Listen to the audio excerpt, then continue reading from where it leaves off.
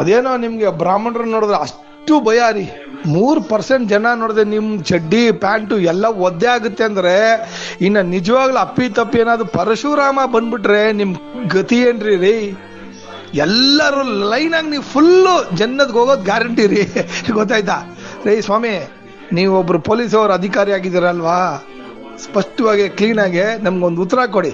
ಏನು, ಎಷ್ಟು ಜನ ಬ್ರಾಹ್ಮಣರದ್ದು ಕೇಸ್ಗಳಿದೆ? Rape, murder case, road rage, ಕಳ್ತಾನ, ಥೆಫ್ಟು, 420 ಕೇಸುಗಳು ಎಷ್ಟಿದೆ ಅವ್ರ ಮೇಲೆ?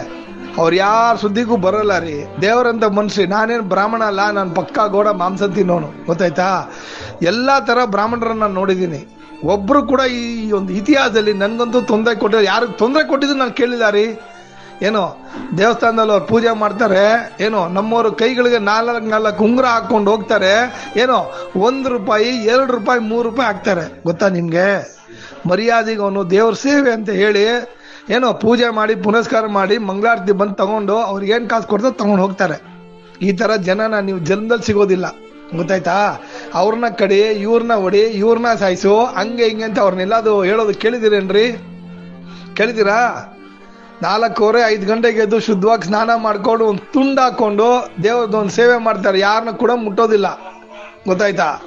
ಅಂತ ಒಂದು ಜನಾಂಗದವ್ರು. ಅವ್ರನ್ನ ಹೋಗಿ ನೀವು ಹೀಯಾಳಿಸಿದ್ರೆ ನಿಜವಾಗ್ಲೂ ಹೇಳ್ತೀನಿ ಕೇಳಿ, ಜನ್ಮದಲ್ಲಿ ನೀವು ಉದ್ಧಾರ ಆಗಲ್ಲ.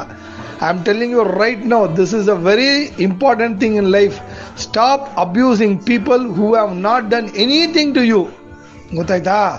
ಶ್ರೇಷ್ಠವಾದ ಜನ ಅವ್ರು ಹೇಗಿದ್ದಾರೆ ಹಾಗೆ ಬಿಟ್ಬಿಡಿ. ನೀವು ಹೋಗಿ ಕಲ್ಲು ಹೊಡಿಯೋದು, ಅವ್ರ ಮೇಲೆ ದೂಷಣೆ ಮಾಡೋದು ಅಂದ್ರೆ ನಾನು ಹೇಳ್ತೀನಿ ಕೇಳಿ, ನಾನು ಬ್ರಾಹ್ಮಣ ಅಲ್ಲ, ಗೌಡ ಅಂದ್ರೂ ಹೇಳ್ತಾ ಇದ್ದೀನಿ, ಅವ್ರ ಶಾಪ ನಿಮಗೆ ಎತ್ತವಾದ ಬಿತ್ತು ಅಂದ್ರೆ you will suffer very badly.